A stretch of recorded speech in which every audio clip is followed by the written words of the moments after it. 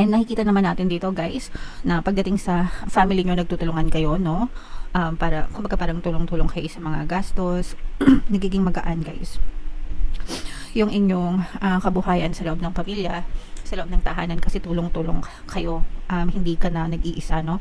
Marami na kayong nagtutulong-tulong para mapagaan yung inyong gastusan mga kapiksi. So, very nice yan. Very harmonious yung relationship nyo.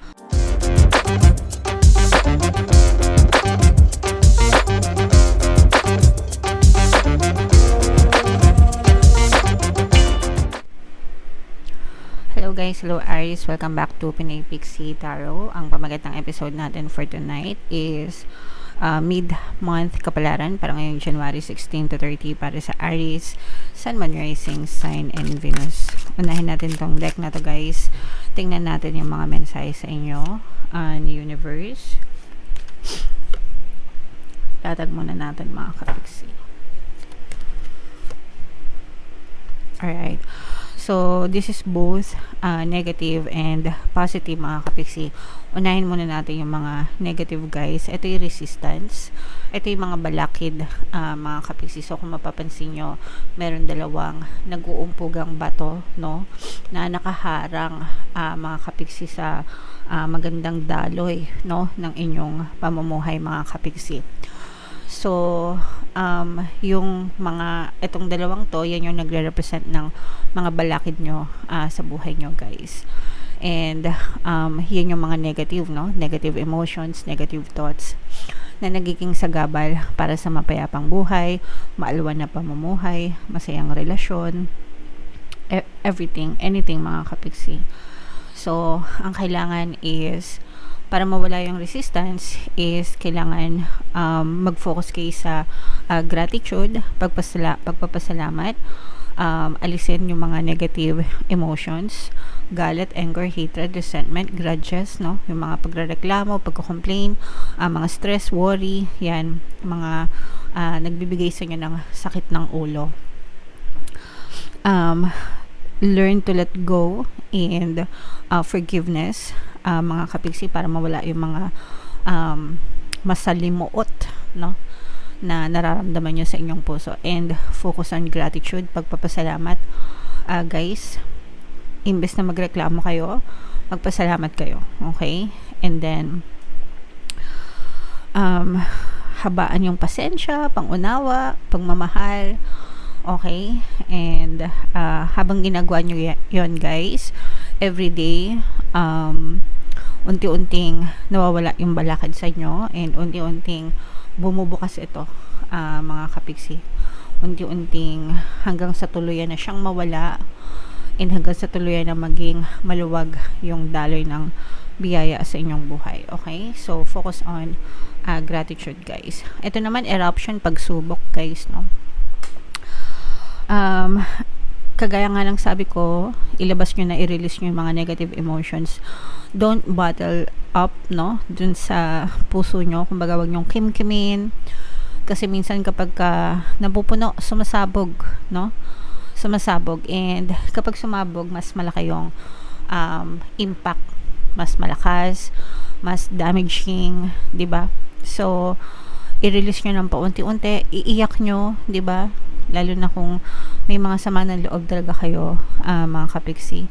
Kumalma, ugaliin kumalma guys. Huwag kayong magpadala sa mga bugso ng damdamin, especially pagdating sa communication. Minsan kasi kapag nakikipag-usap tayo, tapos may galit tayo sa puso natin, di ba, yung kausap natin, nararatrat yung bunganga natin, kung ano-anong nasasabi natin.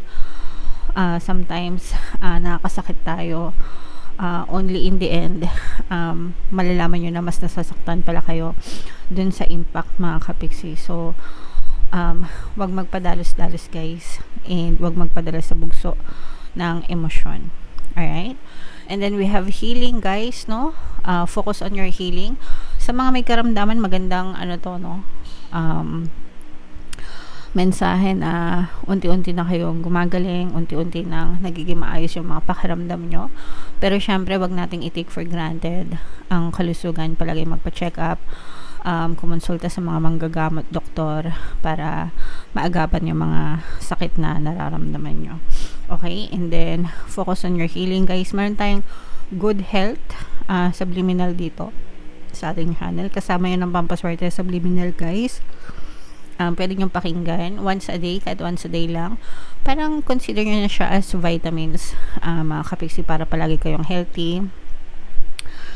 And sa emotional pain naman, guys, meron tayong Ho'oponopono subliminal, very effective, guys. Okay? Right. So yun yung mga mensahe sa inyo, Aries. Comment down below if naka-resonate kayo. Tingnan natin yung ganap sa inyo. Shuffle ko to, guys. Habang sinashuffle ko to, panoorin nyo muna yung video natin regarding sa ating paano mag-manifest ng abundance video course. Kapiksi, sawa ka na ba sa mga struggles at hirap sa buhay mo? Masipag ka ba at masikap sa buhay ngunit hindi ka pa rin umaasenso? Ilang beses ka na bang nag-attempt mag-negosyo at mag-invest pero palagi ka pa rin nalulugi? Sa pagkakataon na ito ay maaaring may subconscious beliefs ka na nagiging balakid sa iyong pag-unlad at pagyaman. Introducing, paano mag-manifest ng abundance video course. Dito ay matututunan mo ma-overcome ang mga balakid mo para tuluyan ka ng umunlad, umasenso, sumagana, maging matagumpay, successful at maswerte sa iyong kabuhayan, pera, trabaho, negosyo sa labi at kaperahan ng bonggang-bongga. Dali, mag-send na ng email sa pinoypixie@gmail.com at simulan na ang iyong pagyaman ngayon. Alright, so sa lahat ng gusto mag-avail ng course, guys, yung promo natin ngayong January, magbibigay tayo ng 10% discount until January 31. Kaya mag-avail na kayo. And meron din tayong bagong course, guys, paano mawala ang third party at magkaroon ng harmonious relationship. 10% discount din until January 31, guys. Kaya mag-avail na kayo.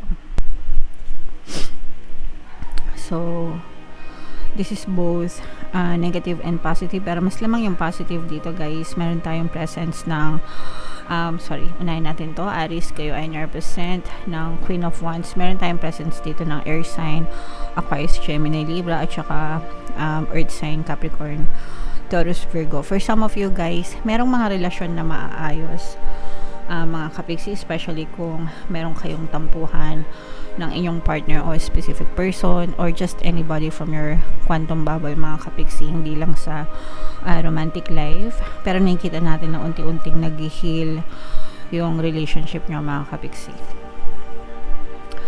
Kung sino man yung nakatampuhan nyo, mga kapiksi, kung sino man yung nakasamaan nyo ng loob, guys, maaari kayo magkaroon ng chance na mag-communicate or mag-usap and mag-reconcile, kasi and doon nyo marirealize na mas importante pa rin pala yung inyong relasyon kesa dun sa problema nyo. Yung iba sa nyo, guys, parang kung hindi man kayo, let's say for example, nasa no contact zone kayo ngayon itong person na to, parang minamanmanan kayo sa malayo nito. Pwedeng ini-stalk kayo, ganyan, or parang tinitingnan ka niya, ganyan, sa malayo, no? Ibig sabihin, inobserbahan ka, and this person is wishing you well, no? Parang gusto niya na maging maayos ka rin kahit na hindi kayo nag-uusap, and hoping itong person na to na magkaayos kayo. And definitely may chance talaga na magkausap kayo and maging maayos yung relationship nyo ngayon, January, mga kapiksi. So if naka-resonate kayo, comment down below. Meron tayong subliminal, pampakontak, pampakonsensya, no? Kung gusto nyo mag-sorry sila sa inyo, pampabati, yan, para magkabati kayo nitong person na to, mga kapiksi. Excuse me. Sorry, excuse me, guys. So yun yung nakikita natin sa negative, pero hindi naman siya masyadong negative kasi positive naman yung magiging outcome yan, guys. And sa kaperahan, guys, merong bagong offer na dadating sa inyo, pero parang pinag-iisipan nyo pa, no? Parang hindi pa kayo decided kung tatanggapin nyo itong offer na to. Pwedeng offer ng trabaho or offer na mapagkakakitaan. Okay, so pwedeng another employment, o kaya naman another project, another client, ganyan.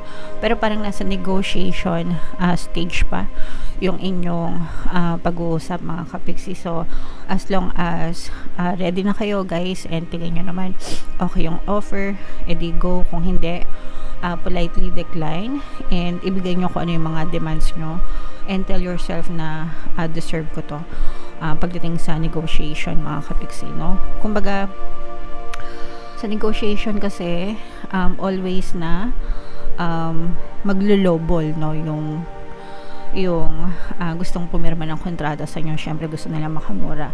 Pero if feeling mo sobrang baba, sabihin mo ako na this is my worth, ganito yung mga eksaktong gagawin and ganito siya kahirap, 'di ba? Para ma-justify mo yung value mo, mga kapiksi, and what you can bring to the table, guys, no? Kumbaga para sulit din naman yung ibabayad nila sa inyo if ever. So yeah, and nakikita naman natin dito, guys, na pagdating sa family nyo, nagtutulungan kayo, no? Para kumbaga parang tulong-tulong kayo sa mga gastos. Nagiging magaan, guys, yung inyong kabuhayan sa loob ng pamilya, sa loob ng tahanan, kasi tulong-tulong kayo. Hindi ka na nag-iisa, no? Marami na kayong nagtutulong-tulong para mapagaan yung inyong gastusan, mga kapiksi. So very nice yan, very harmonious yung relationship nyo within the family, mga kapiksi. Yung iba sa inyo mag-e-enjoy kayo ng free time ngayong January, parang hindi kayo masyadong busy and magkakaroon ka ng free time para sa sarili mo, kaya planuhin mo kung ano talaga yung gusto mo, mga kapiksi. And yung iba sa inyo, guys, sabi ko nga, no, magfo-focus kayo sa inyong healing, kung ano mang healing yung kinakailangan nyo, guys. Sometimes kailangan talaga nating magbakasyon, mag-rest, mag-relax, di ba?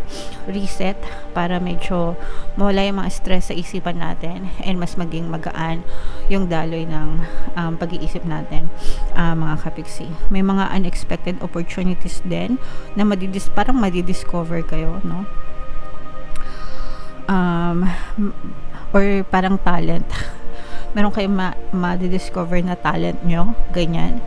Tapos, parang magpipik yung interest nyo dun sa talent na yun. So, let's say, for example, one day, nagbakasyon ka, naisipan mo magluto, tapos, nakadiscover ka ng masarap na recipe. Diba? Tapos yun, pwede mo pala siyang gamitin para, magkaroon ka ng extra income. Yung mga ganun, parang hindi mo inaasahan. Pero magiging masaya ka dyan, kapiksi. Alright? So, i-mind nyo na to, guys, sa comment section, itong mga unexpected opportunity na to, itong healing nyo, mga kapiksi, itong mga magagandang kontrata, itong mga reconciliation, guys. I-mind nyo na yan sa comment section, at saka yung mga tulong-tulong sa pamilya, mga kapiksi, i-mind nyo na. Bunot pa tayo ng isang card, guys, para sa additional na message.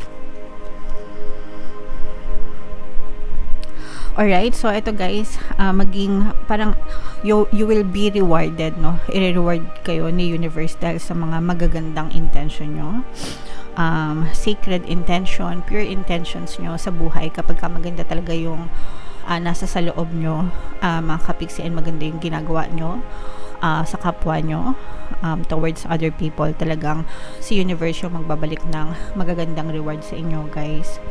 And parang very timing ito sa inyo, kasi yung iba parang kailangan ng tulong, at saka yung iba sa inyo, guys, parang feeling ko nang hihingi kayo ng sign kay universe na hindi pa katapusan ng lahat para lumaban, no? Kasi yung iba parang naiisip ng mag-give up sa buhay nila dahil sa mga pagsubok. So parang bibigyan kayo ng sign ni universe na don't give up, may pag-asa pa.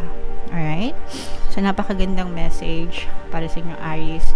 Comment down below if feeling nyo naka-resonate kayo dyan sa mga messages na yan, guys.